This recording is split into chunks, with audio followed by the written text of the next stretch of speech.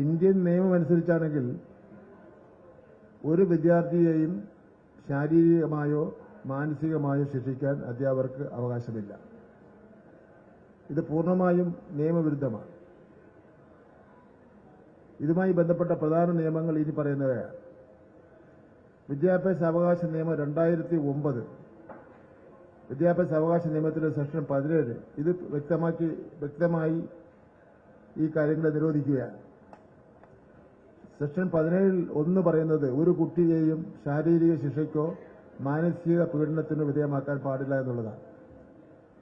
Section 17 പറയുന്നത് ഈ വ്യവസ്ഥ ലംഘിക്കുന്ന ഏതൊരാളും അധ്യാപകർ ഉൾപ്പെടെ അവർക്ക് ബാധകമായ സർവീസ് ചട്ടങ്ങൾക്കനുസരിച്ചുള്ള അച്ചടക്ക നടപടികൾക്ക് വിധേയമാക്കും.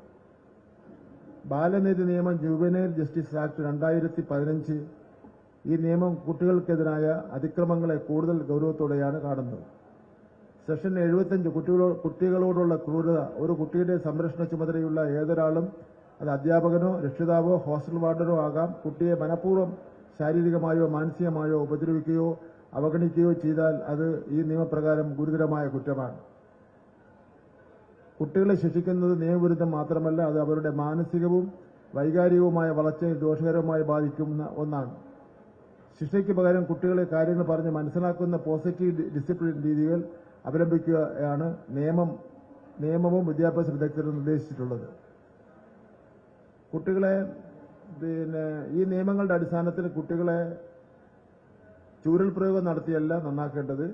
കുട്ടികളെ അവരുടെ ഈ നിയമത്തിന്റെ ഉള്ളിൽ നിന്നുകൊണ്ട് ഉപദേശവും അതുപോലെ തന്നെ അവരുടെ പ്രശ്നങ്ങൾ മനസ്സിലാക്കി അത് പരിഹാരം കാണുന്നതിന് വേണ്ടിയുള്ള പരിശ്രമം ചെയ്യുകയാണ് വേണ്ടത്.